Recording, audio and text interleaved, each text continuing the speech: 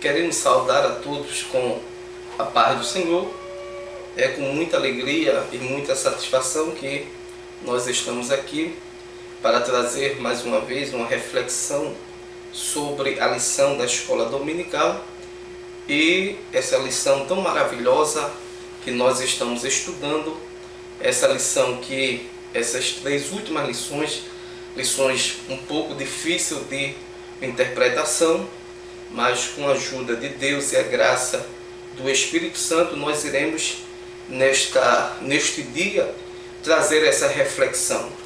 E nós queremos esse tema tão maravilhoso, essa lição de número 11, que fala sobre o Evangelho do Reino no Império do Mal. Nós estudamos a lição passada a respeito do governo do Anticristo.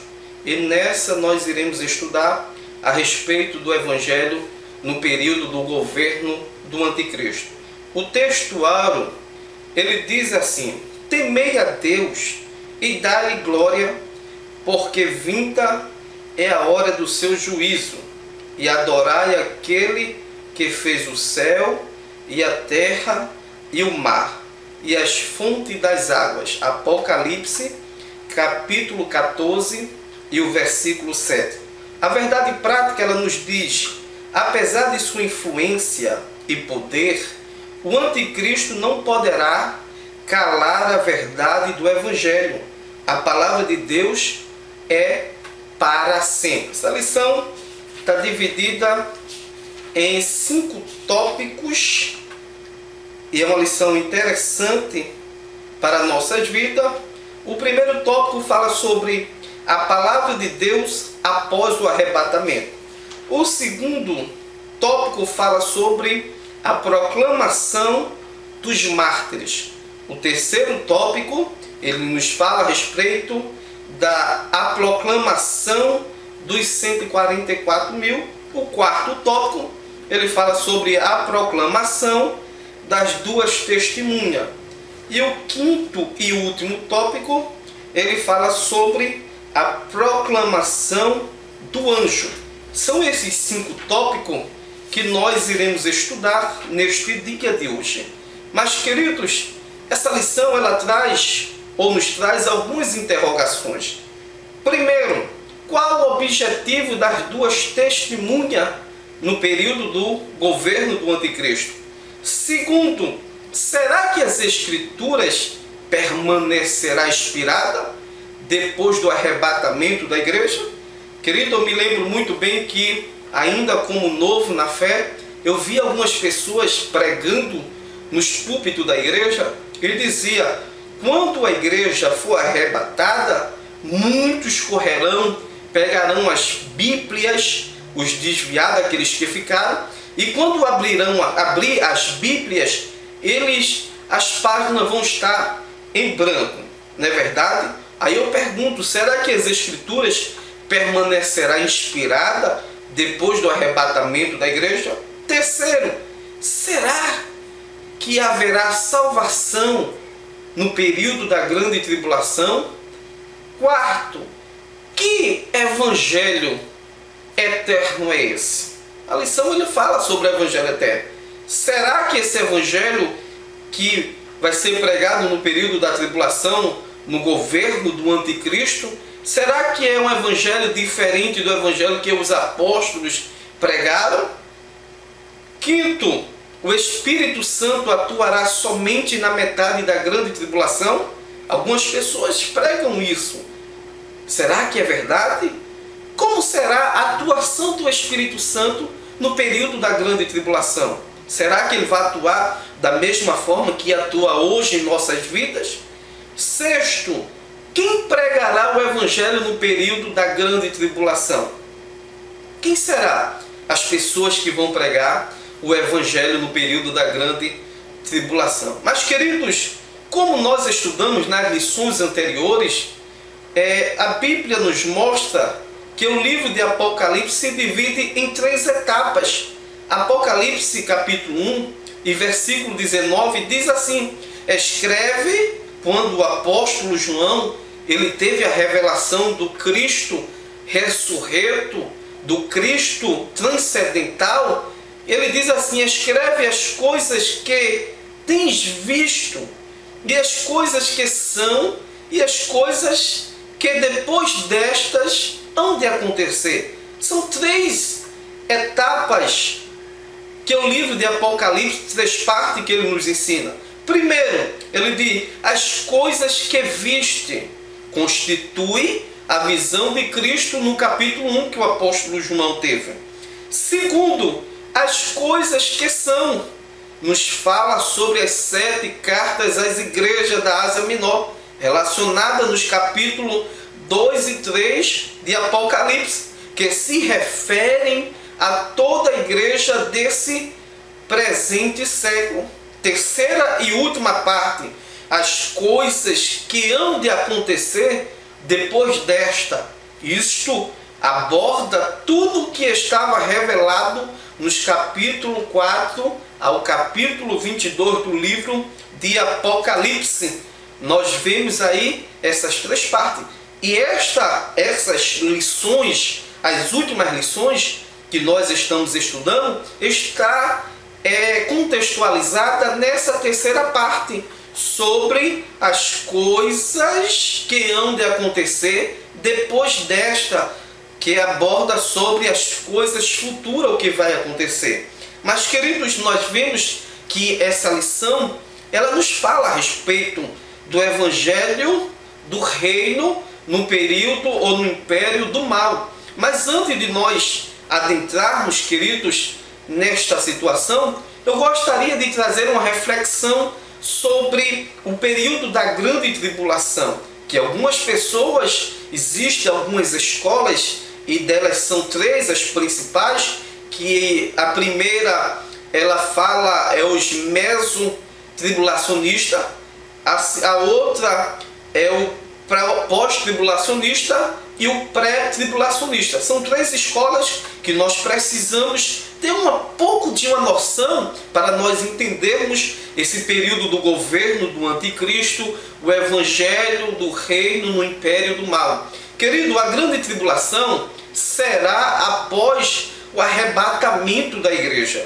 Não há qualquer base bíblica que fundamente a ideia de que a igreja passará por aqueles tenebrosos e angustiantes dias que é o período da tribulação.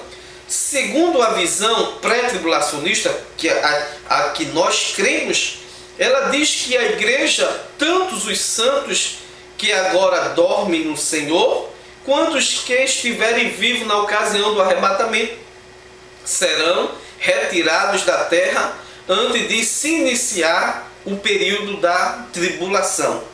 Entretanto, alguns negam que esta realidade são, como nós falamos, os mesotribulacionistas, que eles acreditam que a igreja será arrebatada no final do período da tribulação, ou no meio da tribulação. Eles dizem que quando a igreja ela vai passar pela metade da tribulação, quando se passarem 3 anos e meio, a igreja vai ser arrebatada, os mesotribulacionistas. Querido, existe também outra escola que são os pós-tribulacionistas, que eles admitem que a passagem da igreja pela grande tribulação sendo arrebatada na manifestação de Jesus em glória. Dizem os pós-tribulacionistas, eles dizem que a igreja vai passar pelo período da grande tribulação. No final da grande tribulação, a igreja vai ser arrebatada. Mas, querido, nós sabemos que não existe base bíblica para tal assuntos, tanto para os meso como para os pós-tribulacionistas, porque a igreja de Cristo ela será isenta deste período profético pelas seguintes razões. Ela será arrebatada antes, 2 Tessalonicenses capítulo 2, versículo 3, 6 a 8. Paulo ele diz: ninguém de maneira alguma vos engane, porque não será assim sem que antes venha a apostasia e se manifeste o homem do pecado, o filho da perdição. E agora vós sabeis o que o detém, para que seu próprio tempo seja manifestado, porque já o ministério da injustiça opera, somente há um, que agora resiste até que do meio seja tirado, e então será revelado o iníquo, a quem o Senhor desfará pelo assopro da sua boca, e aniquilará pelo esplendor da sua vinda. Isso é o ponto. A igreja será arrebatada antes do começo da tribulação. Segundo, querido, a igreja é a noiva do Cordeiro, não será maculada. O apóstolo Paulo, escrevendo aos Coríntios, 2 Coríntios, capítulo 11, o versículo 2, diz assim: porque estou zeloso de vós com zelo de Deus, porque vos tenho preparado para vos apresentar como uma virgem pura ao marido, a saber, a Cristo. Queridos, nós vemos aí que Paulo mostra que a igreja vai ser entrega, uma igreja, uma noiva pura, sem mácula, sem entrega a Cristo. Terceiro, a igreja é luz e sal da terra, não ficará nas trevas espirituais, como fala Mateus capítulo 5, versículo 13 e o 14. Diz assim: vós sois o sal da terra, e se o sal for insípido, com que se há de salgar? Para nada mais presta, senão para se lançar fora e ser pisado pelos homens. Vós sois a luz do mundo. Não se pode esconder uma cidade edificada sobre o monte. A igreja é luz e sal da terra, e não ficará nas trevas espirituais. Somente essa questão, queridos, para nós termos uma noção a respeito do governo do anticristo, o evangelho do reino no império do mal, porque existem essas linhas, essas escolas que ensinam esses assuntos, não é verdade? Mas nós estamos aqui para aprender a palavra de Deus. Como nós falamos, queridos, essa lição a respeito do evangelho do reino no império do mal, nós vemos aqui a leitura bíblica em classe. Ela nos diz assim, está em Apocalipse, capítulo 14, do versículo 1 ao 7. E olhei, e eis que estava o Cordeiro sobre o monte Sião, e com ele 144.000, que em sua testa tinha escrito o nome dele e o de seu pai. E ouvi uma voz do céu como a voz de muitas águas, e como a voz de um grande trovão, e uma voz de harpista que tocava com a sua harpa, e cantavam como cântico novo diante do trono, e adiante dos 4 animais e dos anciões, e ninguém podia aprender aquele cântico, senão os 144.000 que foram comprados da terra. Estes são os que não estão contaminados com mulheres, porque são virgens. Estes são os que seguem o Cordeiro para onde quer que vai. Estes são os que dentre os homens foram comprados como primícias para Deus e para o Cordeiro. E na sua boca não se achou engano, porque são irrepreensíveis diante do trono de Deus. E vi outro anjo voar pelo meio do céu, e tinha um evangelho eterno para o proclamar aos que habitam sobre a terra, e toda nação e tribo e língua e povo, dizendo com grande voz: temei a Deus e dá-lhe glória, porque vinda é a hora do seu juízo, e adorai aquele que fez o céu e a terra e o mar e as fontes das águas. Nós vemos aqui essa lição, essa leitura bíblica em classe, e a introdução, queridos, ela nos fala: apesar de sua truculência e soberba, o anticristo não conseguirá emudecer a voz do evangelho, nem calar a voz dos mártires durante a grande tribulação. Mesmo, querido, que o anticristo esteja no governo, ali reinando, como nós estudamos na lição anterior, que ele vai vir vai dizer que é o Messias, que vai operar milagre, que vai sentar no trono, dizendo que é Deus. Mesmo com este governo, o anticristo não vai poder emudecer, não vai poder calar a voz do Evangelho naquela época. Muitas almas serão alcançadas pelo Evangelho. Querido, e nós vimos a misericórdia de Deus. O salmista disse que a misericórdia de Deus são as causas de nós não sermos consumidos. A Bíblia diz, queridos, que a misericórdia de Deus seguirão todos os dias. E no livro, neste contexto, eu vejo a misericórdia de Deus, a grandiosa misericórdia de Deus. Porque mesmo no período da grande tribulação, Deus ele vai dar oportunidade para as almas, para as pessoas se arrependerem dos seus pecados e se converterem a Jesus para serem salvos. Isto, querido, é a misericórdia de Deus. E diz aqui, Deus levantará muitas vozes eloquentes e poderosas que não temerão proclamar-lhe a palavra. É o que nos mostra claramente o Apocalipse. O que disso concluímos? A Bíblia Sagrada continuará a ser inspirada, inerrante e soberana palavra de Deus, e a sua pregação e ensino não serão interrompidos. Logo haverá também salvação de almas após o arrebatamento. Nós vemos aqui que o Evangelho vai continuar sendo pregado, porque um certo dia a Bíblia diz no livro de Mateus que um certo dia Jesus chegou para os seus discípulos e disse mesmo assim: quem de vós diz quem eu sou?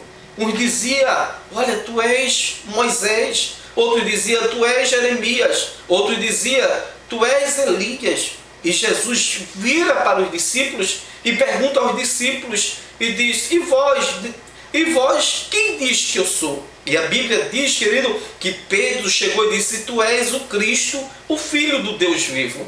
E nós vemos que Jesus disse a Pedro: olha, Pedro, não foi o sangue nem a carne que tu revelou, mas o meu Pai que está no céu. E outra coisa eu te digo: tu és Pedro, e sobre esta pedra, que é Cristo, edificarei a minha igreja, e as portas do inferno não prevalecerão contra a igreja. Nós vimos, querido, que essa promessa, nós vemos no meio da história que muitas pessoas tentaram calar a voz do Evangelho. Se nós estudarmos um pouco da história, existiam algumas igrejas que perseguiam os cristãos que tinham a Bíblia. Muitas pessoas foram queimadas em fogueiras, muitas pessoas foram torturadas, muitas pessoas foram apedrejadas em praça pública por causa do Evangelho. E no período do anticristo, querido, vai existir essa perseguição. Vai existir esse momento e muitas pessoas vão serem usadas por Deus para pregar o Evangelho, para trazer o ensinamento, para trazer o Evangelho que Paulo escreveu em Romanos capítulo 1. Ele diz: porque não me envergonho do Evangelho de Deus, porque é o poder de Deus para a salvação de todo. Esse Evangelho de poder. Mas o primeiro ponto nos fala sobre a palavra de Deus após o arrebatamento. É como eu disse, muitas pessoas, queridos, tinham esse assunto e dizia: não, a palavra de Deus, quando a igreja for arrebatada, a Bíblia já não vai ter a sua eficácia, a Bíblia já não vai ter a sua divindade, a sua essência, a sua inspiração. Mas nós sabemos que a palavra de Deus, como diz o livro de Isaías, capítulo 40, e o versículo 8, a palavra de Deus, porém, subsiste eternamente. O primeiro subtópico nos fala sobre a palavra de Deus eterna.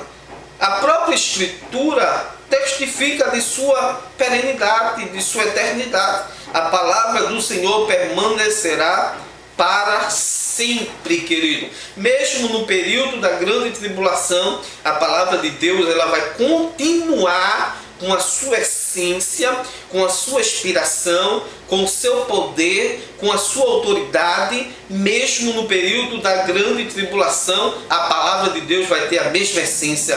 Ela vai transformar a vida, ela vai lavar a vida, ela vai mudar a vida e ela vai ter esse poder, porque a palavra de Deus, ela é eterna, subsiste eternamente. Mas, queridos, o segundo subtópico nos fala, a palavra de Deus é o fundamento do juízo final.